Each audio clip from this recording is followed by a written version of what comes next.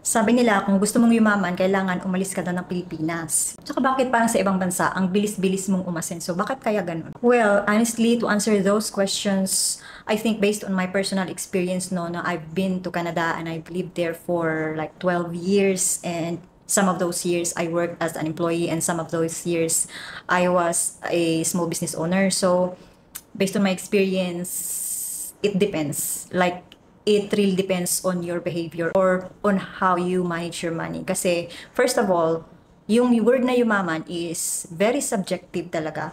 Kasi, kahit na you are making like, halimbawa, no, you're a nurse and you're making like 40, $50 per hour, which equates to maybe, I don't know, this is just on top of my head, no? Maybe you will make like 100K or more per month in dollars. No, not per month, per year in dollars. So like, let's say you're making 110 to 120,000 per year in, let's say, Canadian dollars. That is huge. Malaki na yan in Philippine peso. So when it comes to yumaman, yayaman ka ba dyan sa kita na yan? That's the big question. Well, based din sa mga kakilala ko, like sa research ko, sa mga napapanood ko dito sa internet, well, yung iba talaga is they have lived a comfortable life out of that kind of income. Kasi alam nila on how to save or invest or maybe start a business. Kasi when it comes to income and earnings, it's really good and really ideal kapag you don't put everything into one basket. So unemployment is just one. So if you have investments, like for example in Canada, if you have TFSA na invested into stocks or something like that, or if you have invested into a partnership business na hindi ikaw yung talagang nag-aano sa operations, you are just investing money, but then you have a share like every month. I don't know how that works, but you kind of gain an income or earn an income out of that kind of investment. So you will live a comfortable life talaga as long as your lifestyle will not creep up dahil yung income mo ay creeping up. Diba? So back to the question, yes, yayaman ka kung marunong ka humawak ng pera mo. However, kahit na doktor ka and you don't know how to handle your money, like for example, doktor ka no, sa Canada, malaki ang kita ng doktor sa Canada. It's like, ang laki talaga. Per hour nila, I've heard $80 per hour, $100 per hour, like more. Hindi ko alam kung gaano talaga kataas yung sweldo ng ibang doctors, surgeons, na to mention, di ba, ang laki ng mga sweldo nila. Pero meron pa ring surgeons. Some people, eto ha, na ano ko to, napapanood ko to sa YouTube, sa mga podcasts and stuff. So some surgeons, na they're even making million or more in a year, ay still living paycheck to paycheck. Bakit ganun? Kasi they are buying expensive stuff. Kasi kahit na malaki yung sweldo mo, kahit gaano kalaki yung sweldo mo, kapag ka malaki naman talaga ang mga expenses mo every single month, parang ganun din, parang wala din. It's the same. The same as meron kang sweldo na $5,000 per month, pero yung expenses mo eh 4,000. That is kind of like kalebe lang siya ng 1 million per year yung sweldo mo, pero yung expenses mo naman sa isang taon ay 900K or katumbas lang ng 1 million na kinita mo, di ba? So yeah, that's my point. It highly depends on how you manage your income. Whether nasa Pilipinas ka man or sa abroad, it really depends on you. Ang susunod na katanungan dito is, naniniwala ka ba na mahirap yumaman sa Pilipinas? Based lang din sa na-observe ko, no? Hindi ganon kahirap as long as marunong ka sa buhay. What do I mean by this? Mas easier dito eh. To tell you honestly, if ako yung tatanungin nyo, it's easier here na yumaman kaysa sa ibang bansa. Bakit? Kasi dito, babayaran mo is yung bills na kuryente, internet, ganyan. And those bills are way less or way cheaper kaysa sa dun sa abroad. And then dito is, alam naman natin na makakapagtanim tayo because all year round, it's a tropical country, makakapagtanim tayo ng mga gulay, we can buy vegetables or yung mga pagkain na galing talaga sa market na it's way cheaper compared dun sa, you know, kung saan akong galing, like for example sa Canada, ang mahal ng mga bilihin dun. You have to buy everything in order to survive, in order to eat in a day. Dito sa Pilipinas, pag may malunggay ka sa labas, and meron kang coconut tree, meron kang, ang tawag dito, yung coconut ganyan, you can eat in a day na walang kahit ₱1 lalabas sa pera mo. So that is the contrast na I can give you when it comes to mas madali bang yumaman sa Pilipinas kumpara sa Canada. Kasi yun nga no, sa expenses pa lang, mas cheaper talaga dito kumpara dun sa ibang bansa. And when it comes to starting a business, dito is yung friction is either wala or napakaliit. Napakaliit ng parang susuungin mo.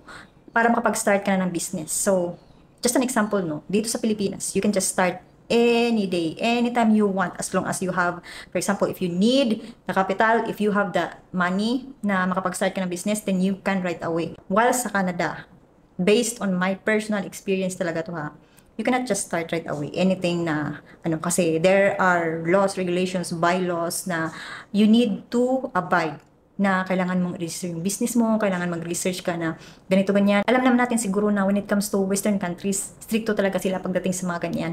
And like for example, mag-start ka ng business sa bahay mo. You cannot just like start a business like that right away where you are, like home-based business. Kasi may mga bylaws na kailangan mong i-register yung business address mo, which is your house. Kasi they need to know if yung business activities mo ay makakapag-cause ng interference or like, noise disturbance sa kapitbahay, ganyan. So there's really a friction when it comes to starting a business sa like Western countries, like sa Canada.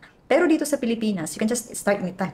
Like dito sa community namin, a lot of women dun sa group namin na they are posting like food items, cooked food items in a day, like rice na yung hindi talaga siya luto, yung bigas. And honestly, kagabi bumili ako sa isang kapitbahay namin na nagbenta ng suka, bigas, ganun. Kasi those are the things na ayokong bilhin. As much as possible na ayokong bilhin sa grocery store, sa mall. I avoid heavier items kasi kami lang ng anak ko ang pupunta dun sa grocery store and I don't have my own vehicle. So that's why binibili ko yung mga ganyang items dito lang sa mga kapitbahay ko na nagbebenta, and free delivery pa siya. Sila ang nagde-deliver straight to your door. Kasi sa Canada, when it comes to food items, you cannot just like start right away na, ay magluluto ako and then I will sell, post it, whatever. Kasi kapag home-based and food items, it's hard to sell na walang magrereklamo na, oy si nagbebenta ng ganyan, which is bawal yan, 'di ba? Kasi you need to have a permit sa sanitation, sanitary whatever. So that is one of the main differences kapag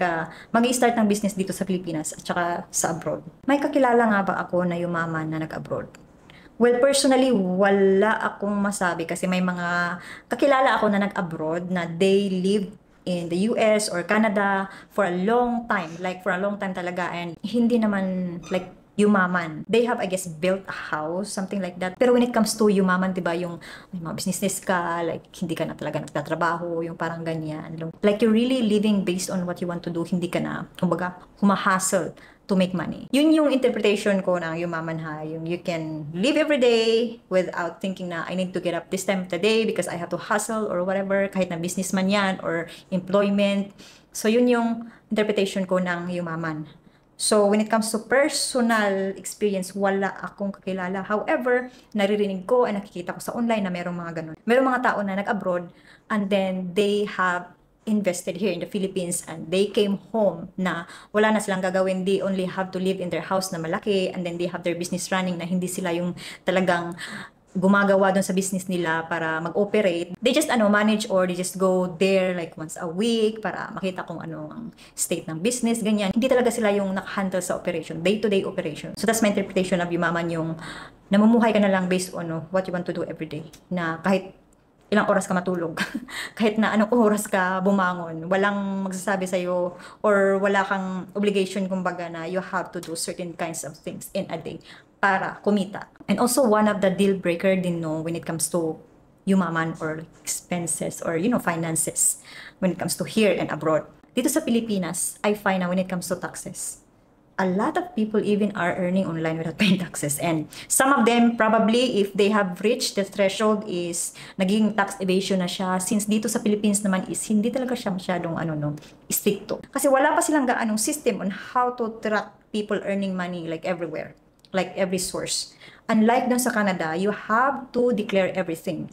Kasi kahit na cash basis siya, hindi mo alam na kinlaim pala nila nung pinagtrabahuan mo. And then, the CRA was notified na they claimed this expense dun sa, I don't know kung saan man business nila. And then, hindi pumasok sa kanila yung part mo na dineclare mo yung income. So, when it comes to reconciliation, there is like a spot na, why is this income not being declared? Na dito sa business na to is nila na it's an expense. So, it's something like that na yun din yung malaking difference when it comes to taxes. And you have to have your books talaga organized. Like may bookkeeping ka talaga dito. Like for example, you are a sole proprietor, no? You can just opt in na, oh, I don't have to track my expenses or kung ano man yung expense sa business ko. I just want you to take 8% na tax. Wala silang pakialam kung magkano yung expenses mo sa business mo. Parang sasabihin mo lang sa BIR na, oh, just take 8% sa gross income ko. Kasi wala naman akong bookkeeping, hindi ako nag-track ng mga ganito. At saka yung ano ko, suppliers ko, wala silang OR na binibigay sa akin. While in Canada, you cannot do that.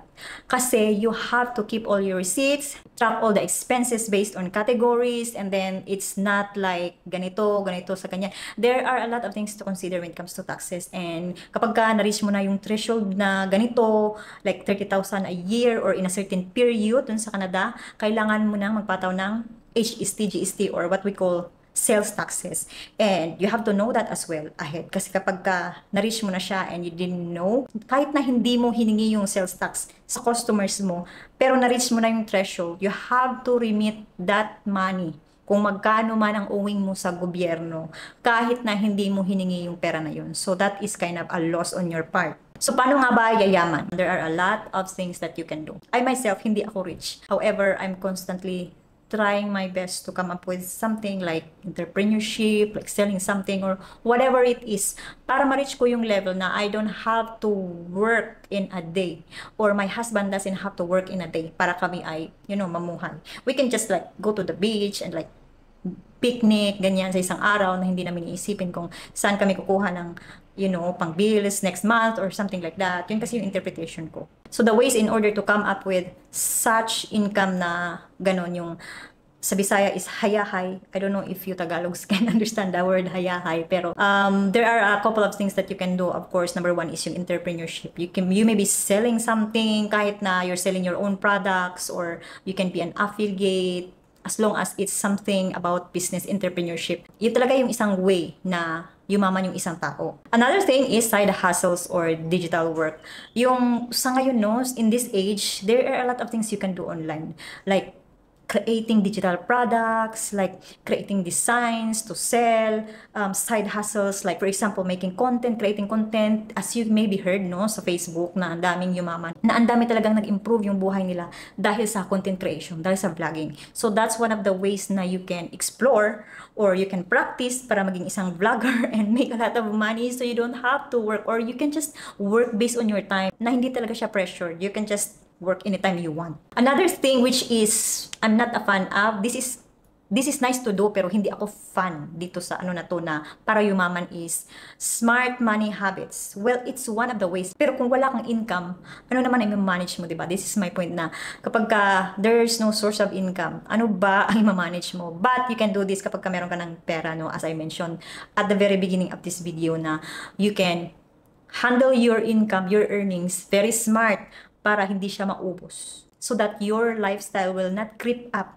kapag ka meron kang malaking pera na nahawakan or meron kang earnings na malaki. The last thing, siguro sa Pilipinas, no, pwede kang yumaman pag meron kang connections. And I think you know what I mean. Kasi dito sa Pilipinas, pag meron ka talagang connection or you were born na yung family mo, yung may relative ka na ganito, ganyan, like really big business owner or ganyan, na iaangat ka nila kahit walang-wala ka or you didn't start anything. Yung talagang they will pick you up from there to here.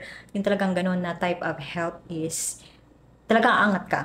You're gonna live a comfortable life just because someone really picked you up from the bottom to top. Yung talagang kind of help na nakakapagyaman ng isang tao. Kasi meron talaga mga tao dito sa Pilipinas na they can make a call. That one call and then you are instantly into the spotlight or something like that. Or you are instantly placed in the podium na, magiging mayaman ka. It's hard to explain but I know you guys know what I'm talking about. So, isa yun sa mga ways. Like, halimbawa, no, when it comes to content creation. Not just in the Philippines, I guess na kapag ka merong isang napakalaking influencer or like, for example, content creator or vlogger na they're making millions a year in Philippine money kasi ang laki na nila. They have a really huge following. So, if you have a relative na ganyan and they are willing to help you, talagang instantly, you will go up there. Kasi isang post lang, isang collab lang, ganun, di ba? If they're willing to help you and they really will go above and beyond para ikaw ay matulungan na you will get what they achieve. Yung parang ganun is really possible dito sa Pilipinas or like anywhere in the world. So those are the ways na yumaman based on what I know and based on my observations on our world right now, what's going on around us. Ikaw, ano sa tingin mo? Mahirap bang yumaman sa Pilipinas kesa sa, mag-abroad ka na you are going to make, for example, dollars. Tapos pagdating dito sa Pilipinas is malaki yung rate, yung equivalent niya. So what do you think? Mas easy ba na dito ka na lang and then you start a business or something, you become an entrepreneur, or you get into something like content creation or vlogging na you will, go viral one day and then make a lot of money? Is it easier here or do you have to be abroad? Or kailangan mo ba talagang mag-abroad para yumaman, di ba? So what are your thoughts on this topic? I'd like to know, guys, if you would like to share your thoughts in the comments. I really would appreciate that. And thank you so much if you are still watching this video. Maraming salamat for taking your time. I really appreciate it and I hope to see you again sa next video ko.